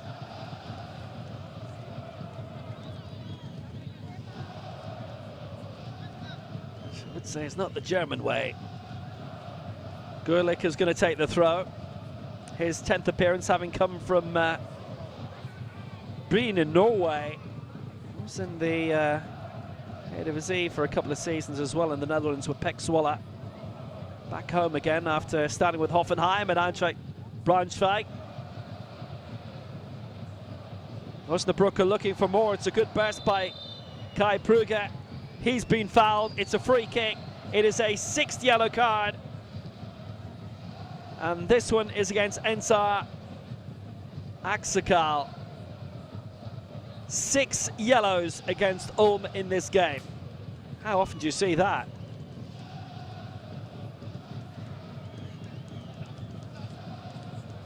Had been a youth at Union Berlin, and before that, Tasmania Berlin.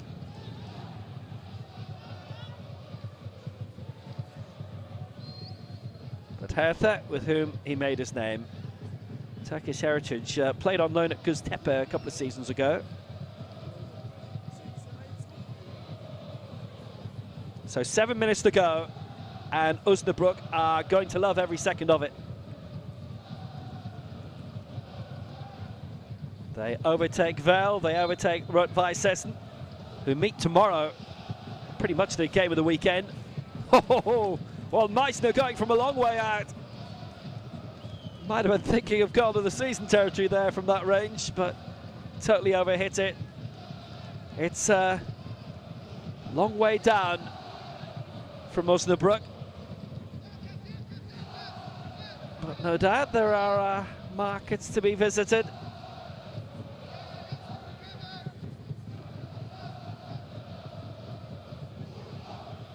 And for a lot of the, shall we say, more experienced Osnabrück fans. Certainly thought that they'd not been down here for a very long time. 25 seasons since they last met.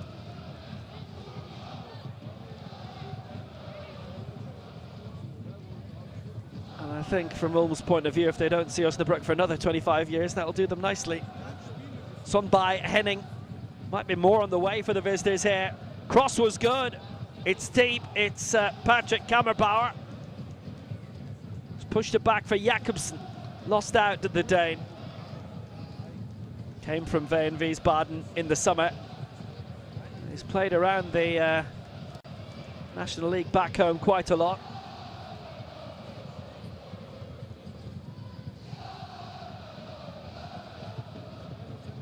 Ryan Riemer, the Danish national boss, has a few playoffs to get through.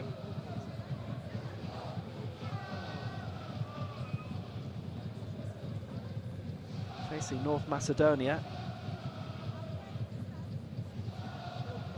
in the semi-final.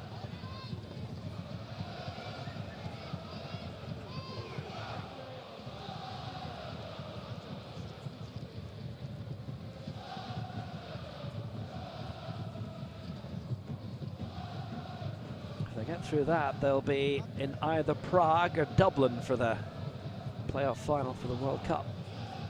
Controlled by Louis Gurlick.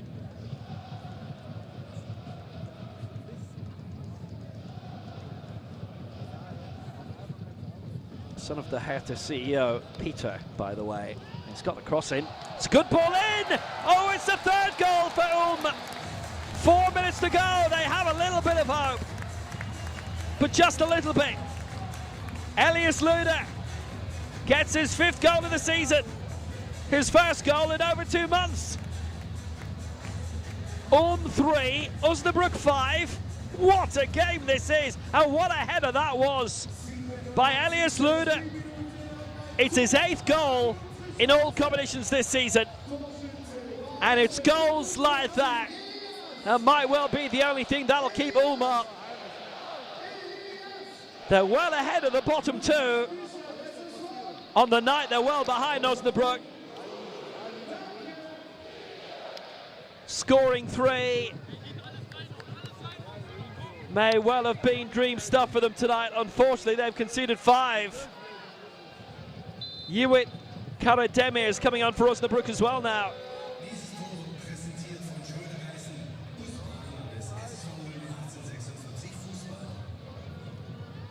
Oh, what a really good header by Luder. It was just too strong for Lucas Jonsson, and now they're looking for more. It's a good one. Chess on the chase. The Swedish keeper will gather it and smother it for as long as he can, which these days, not a long time.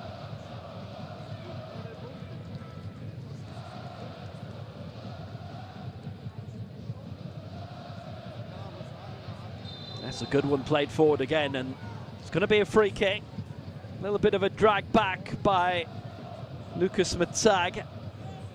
He's been relegated out of this division with Meppen 3 seasons ago.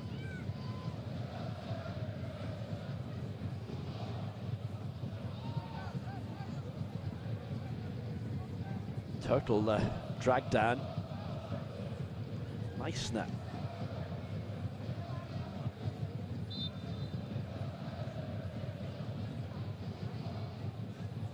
Delivery's deep. He's in search of Wiemann again. Luke Eichhorst on.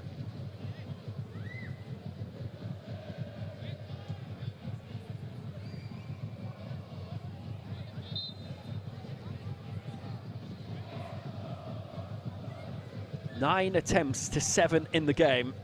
16 attempts overall in the match between the two sides. 12 on target. And we've had 8 goals. Robin Fabinski off, replaced by Jewett Karademir, the player of Turkish extraction, but German-born.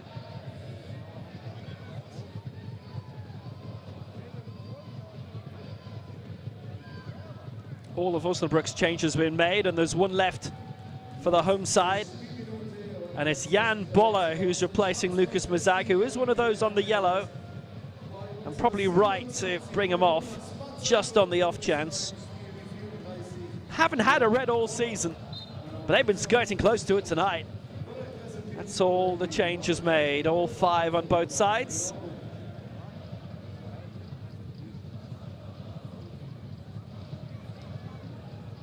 Fabinski, who's just gone off, was the only player to win booked for Osnabrück, by the way. 6 added minutes at the end of this. Maybe time for more goals. We've seen a lot tonight. Possession's been almost 50-50 in this game, 53% for Osnabrück. Not that that really amounts to much tonight. It's been a game all about goals in the Dritte Liga this evening. And pure entertainment too.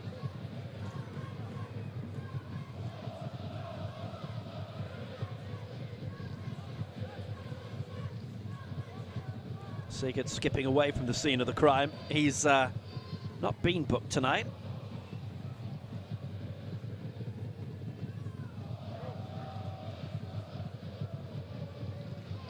Jan Boller came from Fortuna Düsseldorf at the start of the season. Had been based with Leverkusen for a good few years. Had been in Austria with Lask for 4. Lask of Linz. See them in Europe a lot.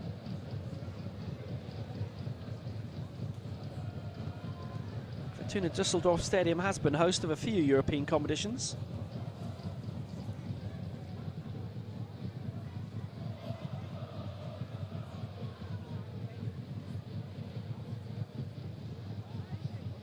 A couple of European championships in football, Eurovision Song Contest as well. Well, 14 years ago.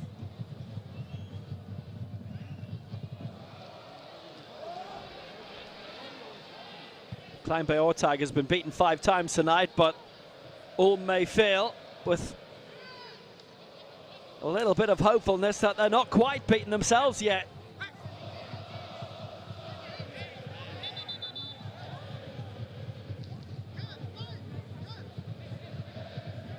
Osnabrück may be way above them in the table and heading for 3rd spot, but they've been shut out 6 times this season. Ulm have been shut out 3 only.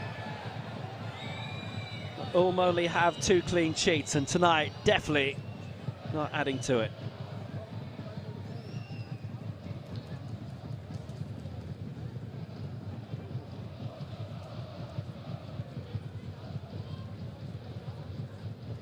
Good ball played forward too for Kevin Vietaup. Was on loan at Rüdighausen last season.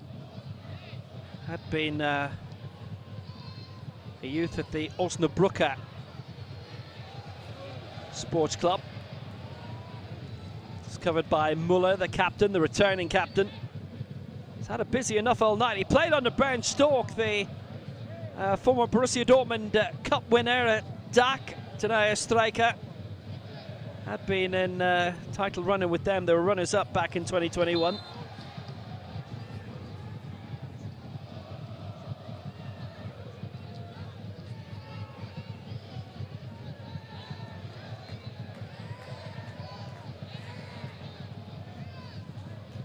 Bjarke Jakobsen giving the free kick away.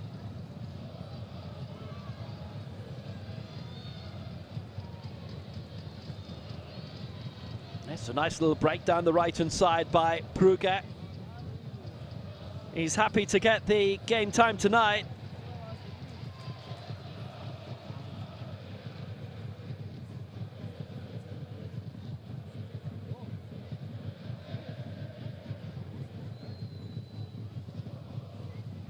A few defensive lapses from Ulm this evening, a few mistakes. Good sharpness up front from Osnabrück. Henning received well on the edge of the area from Vietaup. Controlled by Kai Brugge.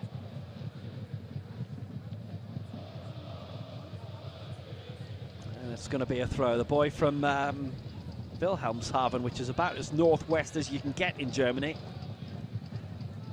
On the North Sea, right alongside the Dutch border.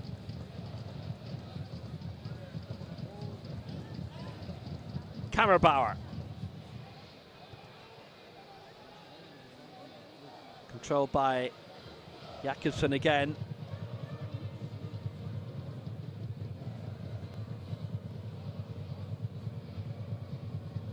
Held Vejen Wiesbaden out of the Dritte Liga with Ulm a couple of seasons ago. Came back down again though.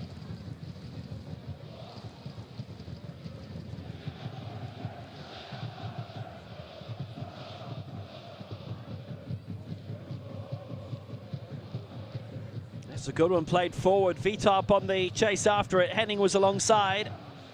Well, they've got plenty up here, Osnabrück. Kammerbauer. You might have said in the first half they sat back after taking the 2-0 lead. Just a handful of chances after that. They've certainly not sat back in the second half. Wiemann. Here's Kammerbauer.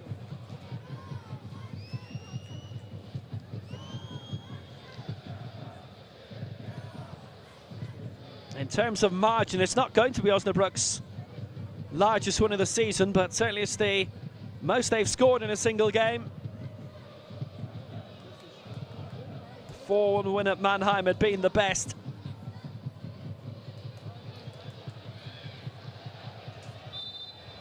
It's going to be a free kick. It was a somewhat obvious foul on Luke Eichhorst. Another German underage international formerly. And what a night for Osnabrück. The first visit to Ulm in 24 years. And they've scored 5. 2 in the opening quarter hour from Tony Lucier. After 113 seconds, Nicholas Wiemann with the second on the quarter hour. But then Ulm scored either side of halftime through Dennis Chessa and Paul-Philipp Bessong. Had a lot of hope at 2-2, and that quickly evaporated. 2 goals in as many minutes from Lars Kael before the hour mark. Robin Meissner made it 5 just past it. Elias Luder off the bench and on the score sheet late on, but not enough for Ulm. And Osnabrück climb into the promotion playoff spot above Val. They leap to 3rd, and the promotion challenge is well on for Osnabrück now. Well, if the rest of the weekend is like this, we're in for a brilliant couple of days. It ends at the Danau Stadion. It has been raining goals. Ulm 3, Osnabrück 5.